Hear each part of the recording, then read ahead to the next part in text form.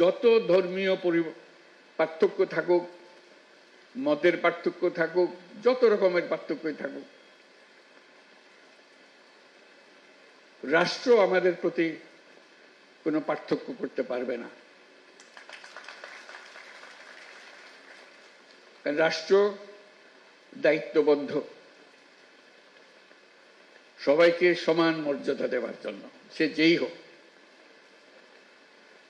সে যে ধর্মেই বিশ্বাস করুক, যেই মতবাদে বিশ্বাস করুক, তার ধন অসীম ধনের অধিকারী হোক অথবা নিঃস্ব হোক,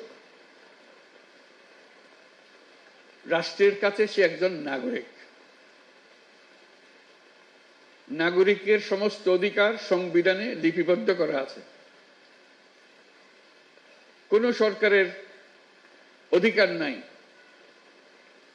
তাকে কোন জায়গা থেকে বঞ্চিত করার, ক্ষুদ্র পরিমাণও বঞ্চিত করা। কাজে আমাদেরকে ওই একটা জায়গাতে সোচ্চার হতে হবে সবসময়। আমরা পারিবারিক অন্যান্য বিষয়ে খুব সোচ্চার হয়ে যায়, মাঝে মাঝে হতে হয়, কিন্তু এটা তার চেয়ে তো বেশি যেন সোচ্চার হয় আমরা নাগরিক।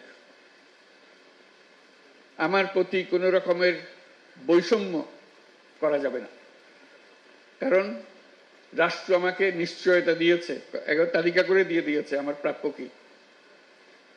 কাজে যত কথাই বলি, সবচেয়ে বড় কথাটা বলবেন, আমি নাগরিক, আমাকে এই তালিকাভুক্ত সমস্ত জিনিসের অধিকার আমাকে দিতে হবে। ওইটাতে যদি না দাঁড়ান, বাকিগুলোতে বড় সুবিধা হয় না। নানা কথার মার পেছে এদিক ওদিক করে ফেলে, এটাতে এদিক ওদিক করার কোন সুযোগ নেই। কাজে আবারও আহ্বান জানাচ্ছি, আপনাদের যত কথাই বলুন, তার মধ্যে বারে বারে বলুন যে আমি এই দেশের নাগরিক, আমার জন্য সংবিধানে দেওয়া সমস্ত নাগরিক অধিকার নিশ্চিত করতে হবে। এইসব অধিকার থেকে এখন আমি বঞ্চিত, এগুলো আমাকে দিতে হবে। তখন আপনি সঙ্গী সাথী সবাইকে পাবেন, সারা দেশের মানুষ একসঙ্গে থাকবে, কারণ সবারই একই সমস্যা, তার নাগরিক অধিকার প্রতিষ্ঠা করা। আমরা বারে বারে লাঞ্ছিত হই, অপমানিত হই, আমরা নানা রকমের বৈষম্যের শিকার হই, যেহেতু ওই অধিকারের প্রতি আমাদের নজর নাই বা হতাশ হয়ে গেছি, অধিকারের কথা মুখে আসে না। এখন আসতে হবে।